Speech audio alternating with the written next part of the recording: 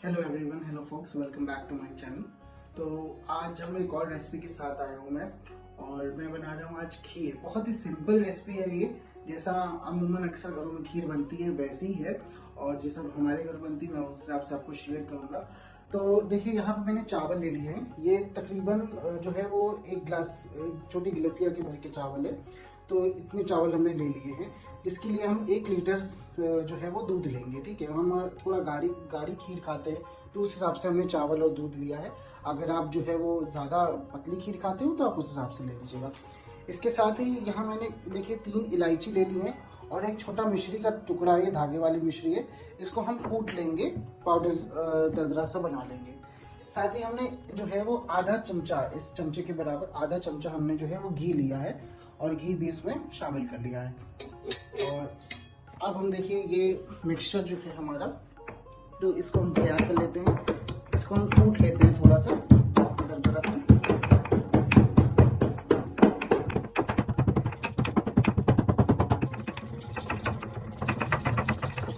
बहुत अच्छी खुशबू आ रही है और हम इधर गैस ऑन कर लेते हैं।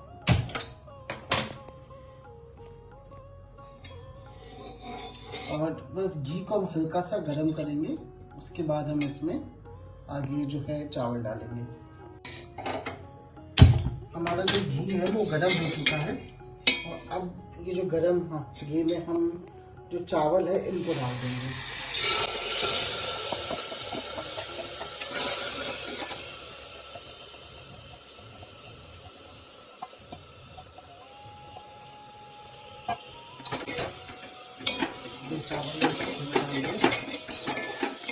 चावलों को हम थोड़ा सा भून लेंगे इसी गैस पे, घी के साथ चावलों को थोड़ा सा हमें भून लेना। तो भूनने से जो है वो चावल में अलग ही फ्लेवर आता है और आपकी खीर बहुत ही टेस्टी बनेगी। ये स्टेप जो है वो बहुत सारे लोग नहीं भी करते हैं, अलग अलग तरीका है खीर बनाने का, तो हमारे यहाँ ये स्टेप फॉलो किया जाता है, इसलिए मैं बता रहा हूँ।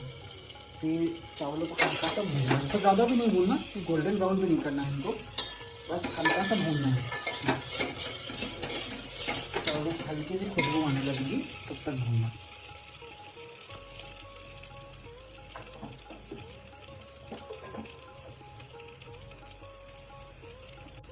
और ये जो हमने इस पाउडर बनाया था, एक दरदरा से इसको कूट लिया था, इलायची और मिश्री को, ये हम इसमें मिक्स कर देंगे। तो ऐसे इलायची भी हल्का सा भूनेगी इसमें चावल के साथ, क्योंकि बहुत ही अच्छा टेस्ट देगी।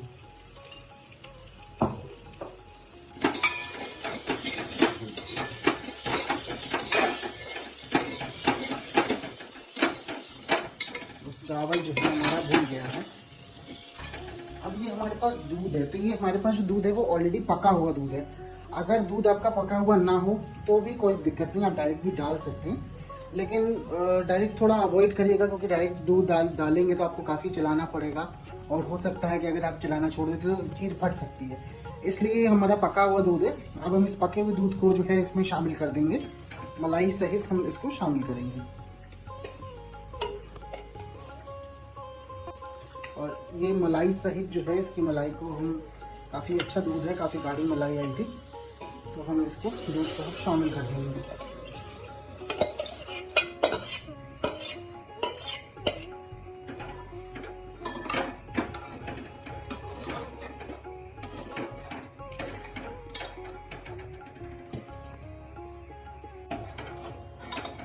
ये दूध देखिए, हमारा चावल जो है पूरा बन गया है, सिमट गया है, सब चावल छूट गया है। और अब इसी तरीके से दूध में खौल भी आ रहा है, जैसे जैसे दूध उबाली मारेगा, खौलेगा अच्छे से, और इसके बाद जो है हम चमचा छोड़ सकते हैं। जब तक दूध में खौल ना आ जाए, जब तक दूध खौल ना जाए, तब तक भी उबाला ना आने लगे, तब तक आपको जो है वो चमचा नहीं छोड़ना है, तब तक आपको यूँ चमचा चलाते रहना है, क्योंकि खीर फटने का डर भी होता है फिर, और नीचे लगने का डर होता है। और उसके बाद भी आपको बीच बीच में चलाना है, लेकिन उसके बाद आप उसको थोड़ा रेस्ट दे सकते हैं, लेकिन उससे पहले आप रेस्ट नहीं दे सकते। अब देखिए हमारा दूध जो है वो उबल रहा है, तो जो है ये, और ये देखिए इसमें हम 1 बूंद पानी डाल देंगे तो ये बैठ जाएगा, उबलेगा नहीं ज़्यादा। ये देखिए, और अब इस तरीके से दूध उबल चुका है, तो दूध फटने का डर जो है वो कम हो गया है। और अब हम जो है इसको हल्का हल्का बीच बीच में चलाते चलाते पकाते हैं। आँच को अब मैंने धीमा कर दिया। अब तक मैंने तेज़ आँच पे ही दूध खौला लिया था। तेज़ आँच पे खौलाने की वजह से क्या होता है कि दूध जल्दी खौल जाता है और आराम से जो है वो आपको चलाना कम पड़ता है। अगर आप धीमी धीमी चलाएं तो भी आप उस कर सकते हैं, थोड़ा आप मोटा मोटा के भी बना सकते हैं, वो भी बहुत ही अच्छी टेस्टी बनती है। तो ये देखिए, और अब हम इसको छोड़ देंगे चमचे को, चमचा डाल करके, लेकिन इसको थोड़ी थोड़ी देर में हम चलाते रहेंगे। फिर जो है 2-3 मिनट के अंतराल में हम इसको चेक करते रहेंगे और बीच बीच में हम ऐसे चमचा घुमाते रहेंगे ताकि खीर जो है वो नीचे लगे नहीं। तो ये देखिए हमारी खीर जो है वो ऑलमोस्ट पकने लगी है, थोड़ा गाढ़ी भी हो रही है, ठीक है। और आप उसी हिसाब से जो है दूध चेक कर लें। अगर दूध आपको लगे कि कम पड़ रहा है तो आप इसमें दूध बढ़ा भी सकते हैं। तो हमारा दूध पका हुआ है तो मैं इस वजह से इसमें थोड़ा दूध बढ़ा रहा हूँ। अगर आपके पास कच्चा दूध हो तो फिर आप इस वक्त पे अवॉइड करिएगा डालने को, उसको पका के ही डालिएगा।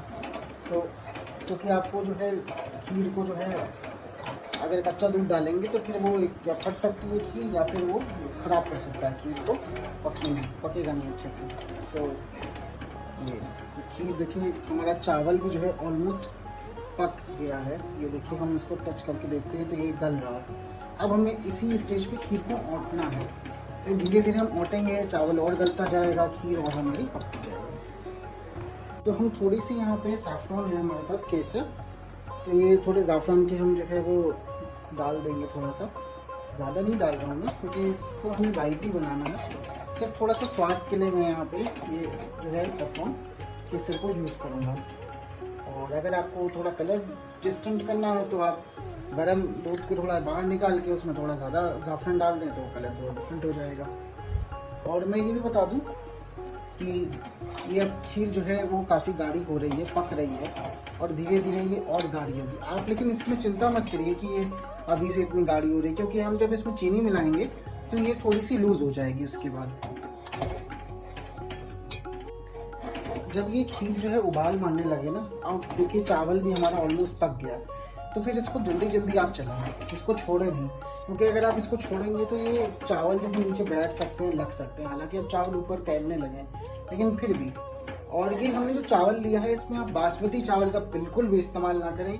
कोई भी ऐसा ग्रेन लें जो थोड़ा ज़्यादा स्टार्ची हो, ठीक है, ऐसा चावल लें जो ज़्यादा स्टार्ची हो और आराम से वो स्टार्च को छोड़े, खीर को गाढ़ा करे। अगर आप बासमती लेंगे तो बासमती एक तो लेस स्टार्ची होता है, दूसरी बात है कई बार बासमती ऑलरेडी हाफ कुक्ड बाजार में आता है। सेकंड थिंग, बासमती का अपना बहुत एक हाई फ्लेवर होता है, वो फिर खीर के फ्लेवर को जो है इम्बैलेंस कर देता है। तो बासमती कभी भी खीर में नहीं यूज़ किया जाता है। खीर के लिए हमेशा शॉर्ट ग्रेन राइस यूज़ किए जाते हैं और ऐसा राइस यूज़ किया जाता है जो थोड़ा ज़्यादा स्टिकी हो, स्टार्ची हो। तो ये देखिए हमारा जो राइस है वो भी काफ़ी गाढ़ा हो रहा है, पक रहा है। और इस तरीके से हम बीच बीच में से चलाते रहेंगे ताकि ये हमारे राइस को भी जो है वो काटेगा और ये गाढ़ापन लाएगा खीर में। तो इसमें हमने जो है तकरीबन 1 लीटर पूरा का पूरा से ज़्यादा जो है वो हमने दूध इस्तेमाल किया है। तकरीबन हमने 1.5 लीटर का दूध इस्तेमाल किया है। और अगर आपको दूध थोड़ा कम लग रहा है तो थोड़ा पानी भी मिला सकते हैं। ज़रूरी नहीं है कि बिल्कुल ही आप जो है वो, लोग सोचते हैं कि बिल्कुल ही पेवर दूध में अगर खीर बनाए तो ही अच्छी बनती है। हाँ बेशक जितना आप अच्छी बनाएंगे अच्छी बनेगी, लेकिन अगर हल्का सा पानी मिला दें तो उससे जायके में बहुत ज़्यादा कोई फ़र्क नहीं पड़ता है। और ये मैंने फुल फैट दूध लिया है, इसमें ये दूध जो है वो टोन्ड मिल्क नहीं था। और क्योंकि टोन्ड मिल्क की खीर फिर अगर आपको खानी है तो वो थोड़ा डाइट कॉन्शियस हो तो ठीक है, लेकिन अब आप जब खीर खा ही रहे हो तो इतना डाइट कॉन्शियस क्या होना। जब मिठाई खा ही रहे हो तो थोड़ा सा फैटी जो है खीर खा लोगे तो वो टेस्ट मोर टेस्टी। तो हमारी जो खीर है देखिए वो चावल पूरी तरह से पक गया है, खीर में एक मलाई भी आ गई है। खीर को हमने बंद कर दिया है अभी गैस। अभी इसमें हमने देखिए कोई भी शक्कर नहीं मिलाई है, ठीक है। थोड़ा सा वो जो चुटकी भर या समझ लीजिए आधा चम्मच जो मिश्री पाउडर पिसा था वो है। बाकी ये देखिए हमने ड्राई फ्रूट्स तैयार कर लिए हैं, तो इसमें मैं ज़्यादा ड्राई फ्रूट्स नहीं डाल रहा हूँ। अगर आप चाहें तो इसमें और भी ज़्यादा ड्राई फ्रूट डाल सकते हैं, जैसे चिरौंजी डाल सकते हैं। इसके अलावा किशमिश भी अगर आप खाते हैं तो डाल सकते हैं। इसके अलावा आप छुहारे अगर खाते हैं तो उनको काट करके और उनको थोड़ा पानी में भिगो करके भी शामिल कर सकते हैं। मैं यहाँ पे से थोड़े से बादाम मैंने जो है कतर लिए हैं, थोड़े से काजू कतर लिए हैं और ये मखाने हैं, तो इन मखानों को भी मैंने थोड़ा पानी में डाल दिया ताकि ये थोड़े मखाने सॉफ्ट हो जाएंगे, क्योंकि एकदम से मैं डालता तो कभी कभी मखाने जो है वो चीमर हो जाते हैं। तो ये मखाने भी अब सॉफ्ट हो चुके हैं, तो इनको भी हम ज़्यादा देर मैंने पानी में रखा, बस थोड़ा सा ही पानी रखकर, और इनको अब हम इसमें खीर में शामिल कर लेते हैं।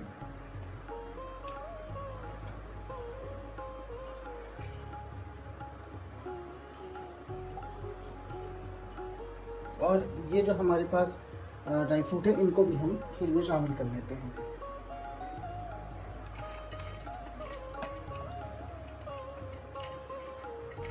थोड़ा सा बचा लेंगे गार्निशिंग के लिए।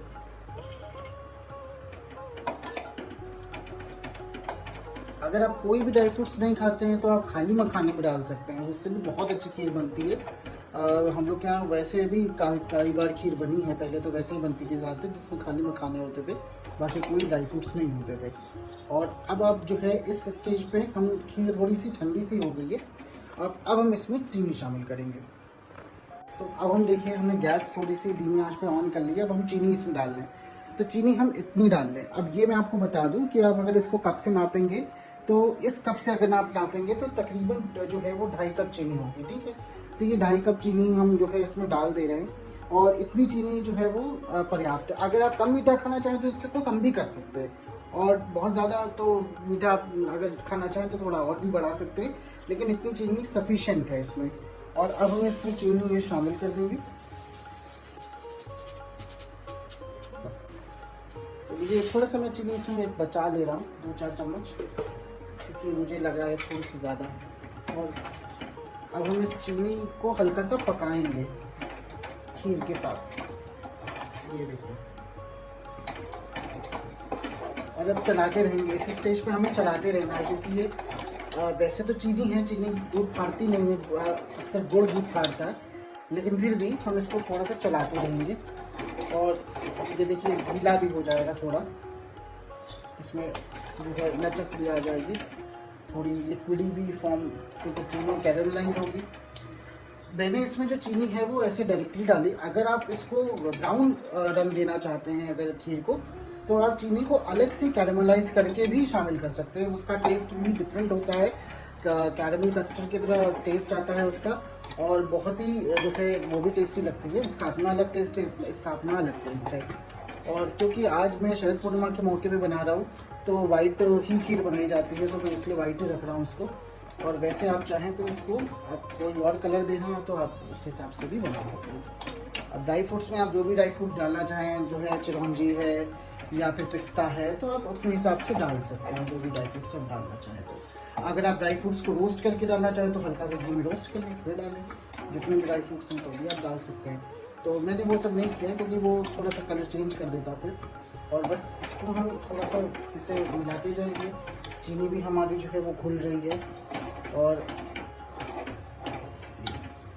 मैंने जो है गैस इसलिए ऑन कर दी है, ये आप चाहें तो चीनी डाल के छोड़ भी सकते हैं, वो अपने आप चीनी घुल जाएगी, और फिर 1-2 बार चला दें तो गर्माहट में चीनी वो घुल जाती है। लेकिन अगर गैस ऑन करके छोड़ देंगे तो हल्का सा खीर में लालपन आ जाता है, बहुत ही हल्का सा लालिमा आ जाती है खीर में, जो कि खीर के टेस्ट को भी बढ़ा देती है और उसकी सूरत को भी निखार देती है। तो जो है हमें बहुत ज़्यादा लाल तो नहीं करना है, क्योंकि वाइट ही रखना है खीर को। बस हल्का सा हम इसमें देखे चला रहे हैं तो ये थोड़ा सा रेडिशपन आ रहा है इसमें, तो जो है चीनी को हल्का सा पकाने की वजह से, और इससे थोड़ा चीनी पक जाती है तो स्वाद भी अच्छा आ जाता है। अब चाहें तो इसमें ऊपर से जो है और भी चीज़ें डाल सकते हैं। अब मैं इसमें सीक्रेट इंग्रेडिएंट डालूंगा जो कि मेरा है। मैंने ज़रा सा छोटा सा जायफल का टुकड़ा लिया है, बहुत ही छोटा जायफल है, और मैं इसको शामिल कर दूंगा थोड़ा सा इसको प्रेस करके। अगर आप सर्दियों में खीर बना रहे हैं तो जायफल डालें, उससे सर्दी खीर का स्वाद भी दोबाला हो जाता है, और स्वाद दोबाला होने के साथ साथ जो है इस खीर जो है बहुत ही टेस्टी भी लगती है, और साथ ही फायदेमंद तो होती है। बहुत ज़्यादा भी मत डाल दीजिएगा, क्योंकि फिर जायफल कड़वाएगा तो आपके स्वाद को खराब कर सकता है। तो ये देखिए हमारी खीर जो है वो पक गई है, बिल्कुल ही गाढ़ी हो चुकी है, तैयार हो चुकी है। अब हम गैस को जो है बंद कर देते हैं। हमने चीनी डालने के बाद थोड़ा सा गैस को ऑन कर दिया था ताकि खीर में हल्की से लालपन आ जाए, और खीर हमारे हल्की सी लालपन के साथ आ गई है। अब हम इसको सर्व कर लेते हैं। तो ये जो खीर है इसको हम अच्छे से चला लेंगे, बना लेंगे। इसकी चीनी भी घुल चुकी है आराम से, शक्कर माया एकदम कैरेमलाइज हो गई है। तो अब हम इसको निकाल लेते हैं।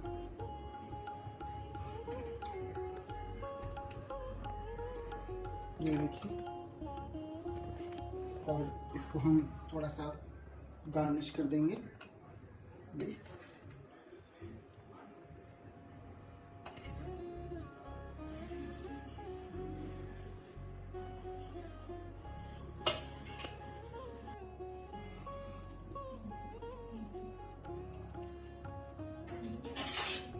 ये देखिए, हमारी बहुत ही अच्छी खीर जो है वो बन के तैयार हो गई है। इस खीर को आप ज़रूर बनाइए, त्योहारों के मौसम पे आप ज़रूर बनाएं, खाएं। बहुत ही टेस्टी, क्रीमी, डिलीशियस खीर बनी है।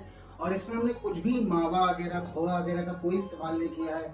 कोई ऐसी चीज़ नहीं डाली है जो खीर को दूध और चावल के अलावा गाढ़ा बनाए। और बहुत ही क्रीमी क्रीमी टेक्सचर आया है इसका। आप इसमें ड्राई फ्रूट्स अपने मुताबिक डाल सकते हैं। अगर आपको इसमें टेस्ट चेंज करना है तो आप इसमें जो है केवड़ा जल डाल सकते हैं, टेस्ट चेंज कर सकते हैं। गुलाब जल डाल के टेस्ट चेंज कर सकते हैं। बहुत ही स्वादिष्ट खीर बनी है। तो आप इस स्वादिष्ट सी खीर को ज़रूर बनाइए, खाइए। एकदम लज्जतदार खीर है। बस थोड़ा सा ध्यान रखिएगा कि जो आप चावल इस्तेमाल करें वो चावल जो है वो लॉन्ग ग्रेन राइस बिल्कुल भी ना हो, बासमती ना हो, शॉर्ट ग्रेन राइस हो, स्टिची राइस हो। और उसको आप जो है कम से कम आधा घंटा या 1 घंटे के लिए तो पानी में जरूर भिगा के रखें। मैक्स टू मैक्स 3-4 घंटा पानी में भिगा सकते हैं, उससे ज्यादा नहीं भिगाएं। लेकिन अगर 1 घंटा भी भिगाएंगे तो वो भी सफिशिएंट है। 1 घंटा आधे घंटे भिगाने के बाद फिर आप जो है वो खीर उस हिसाब से बनाएं। और दूध और चावल की मात्रा में ध्यान रखें, बहुत ज्यादा चावल ना भिगाएं क्योंकि चावल फूलता है। और दूध भी उसी हिसाब से डालें। और बस बहुत ही शॉर्टकट है ये खीर बनाने का। बहुत ही अच्छा बनाएं, खाएं ज़रूर। और अपने जो एक्सपीरियंस है वो हमारे साथ ज़रूर शेयर करें और बताएं कि आपको मेरा चैनल कैसा लग रहा है। अगर आपको कोई और रेसिपी चाहिए तो वो भी ज़रूर आप कमेंट सेक्शन में करके बताएं कि आपको कौन सी नई रेसिपी चाहिए, तो मैं अगली बार वो रेसिपी ज़रूर ट्राई करूँगा। Thank you so much.